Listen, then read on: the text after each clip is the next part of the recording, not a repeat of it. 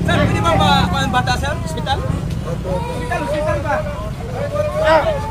Kuya, takpa mo na ng kamay yung sugat. Takpa mo na ng kamay mo.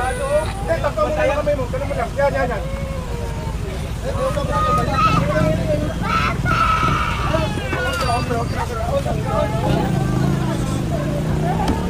Yes.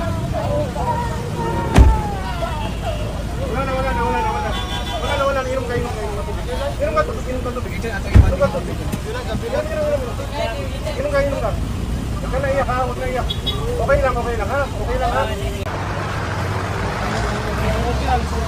Nililift goods pa sila siya, no?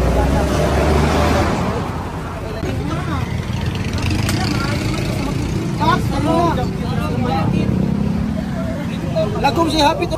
Kasabay natin siya na bumabagtas dito sa highway. Kasi tabi natin siya, napansin ko yung raincoat nakalaglag na yung raincoat. Bubuksan ko sa aning bintana para sabihan na kasabit yung raincoat doon sa gulong, baka madisgrasya yung bata. Bigla na lang natumba yung bata dahil kinain na yung raincoat niya.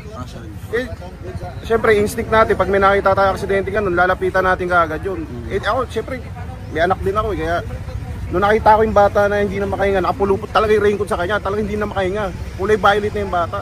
Buti na lang, yung isang kasunod natin na sasakyan, may daladala siyang kutsilyo. Kaya nagtasabi ako, kailangan ng kutsilyo para matanggal kaagad. Buti na lang, kaya para matanggal, makahinga yung bata. Kundi matatanggal yung raincoat kaagad sa kanya, mamamatay yung bata. Kasi nangingisay na yung bata eh. Hindi na talaga siya makahinga eh.